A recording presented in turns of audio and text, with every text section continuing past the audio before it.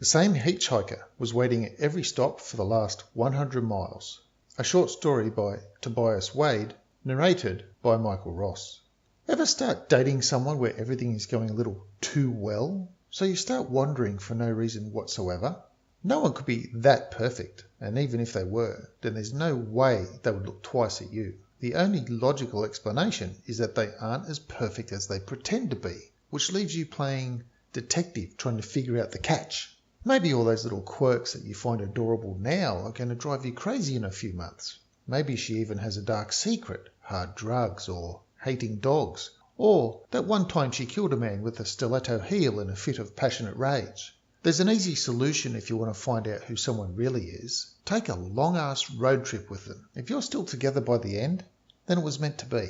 My girlfriend, I'll call her Emily, not her real name, somehow thought it was a good idea to drive 1,000 miles together across the country after we'd only been dating for 2 months. We're both pretty busy with work and don't get to spend much time together, so naturally being locked up in a prison cell on wheels for 2 days was going to be an improvement.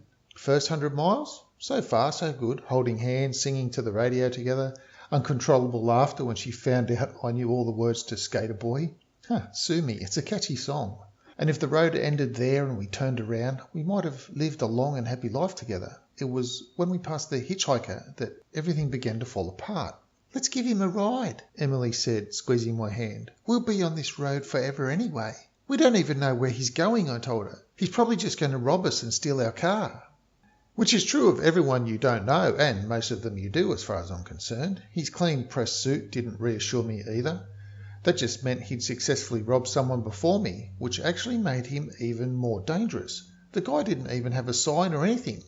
He was just sitting by the freeway ramp, spastically waving his thumb like he was guiding an aeroplane to land. It was my turn to drive and I just sailed right past. Emily and I started bickering after that. She thought I wasn't compassionate and I thought she was reckless. It took about 10 minutes before she finally dropped it, although it wasn't because she'd conceded. Hey look, there's another one, sitting by the side of the road, waving his thumb like it was the end of the world. It wasn't another one though. It was the same guy. I'm sure of it. Only this time, he looked like he'd been out here for a few days. His suit was streaked with dirt and his hair was greasy. There was a desperate strain on his face, like a proud man trying to conceal his embarrassment.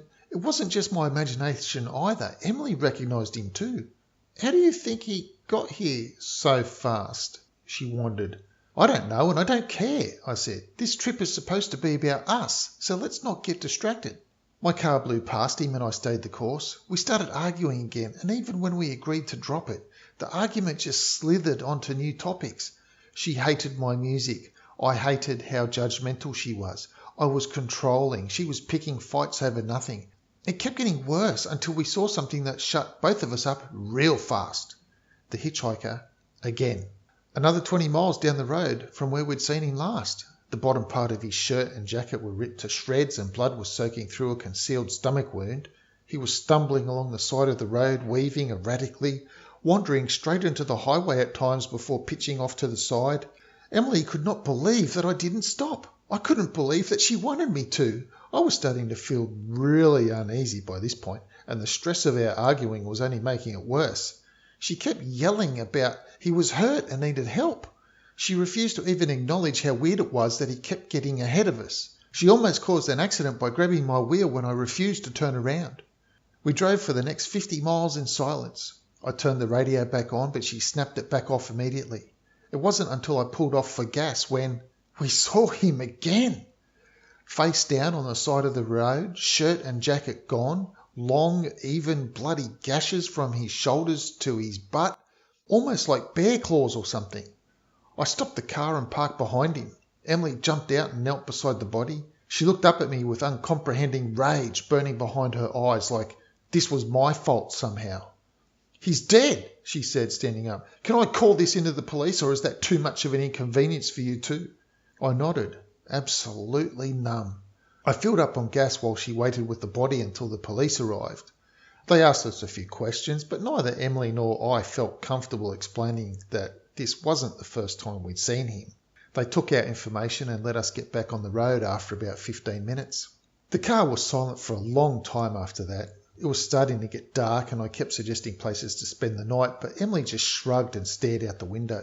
At the rate we were going, we'd be breaking up by the end of the trip, and I wanted it to be over as soon as possible. I just kept driving long after the sun went down. Emily fell asleep around midnight, but I kept going. She was so beautiful like that, and everything was going so well before this. It was just so frustrating that such a random event that neither of us could predict would destroy us like this. By around 2 a.m, I was getting real tired, but I decided not to give up. Maybe if she woke up and we were already there, then she'd see how hard I'd worked for her. Maybe then we'd still have a chance to patch things up. I caressed her hand and she returned the pressure. I flirted with the thought that everything was going to be okay, at least until she woke up and started screaming.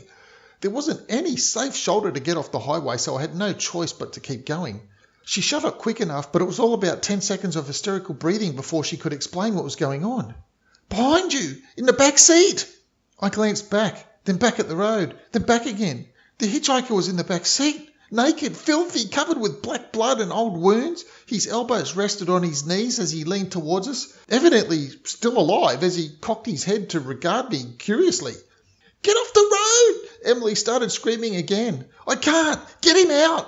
Did you go back? What's he doing here? I don't know! Open the door or something!" I slowed down gradually and put my flashes on to warn the car behind me. The hitchhiker reached around behind Emily and grabbed her by the throat. I slammed my fist into his arm and felt something give way under the soft, rotting skin. And when I lifted my hand, I could see a black bone from his forearm protruding straight through the skin. He didn't seem to be bothered in the least. She was crying as the dirty fingers just dug into her throat, pushing through the skin like it was made of dough. She was thrashing so hard that one of her flailing fists smashed straight through the window.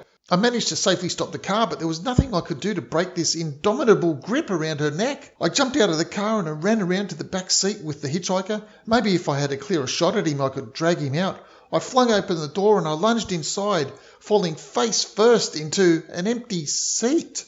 I thought he'd already escaped somehow and ripped open the passenger side door. Emily was gone too. If it wasn't for the blood and the broken window, I would have thought I'd gone completely insane.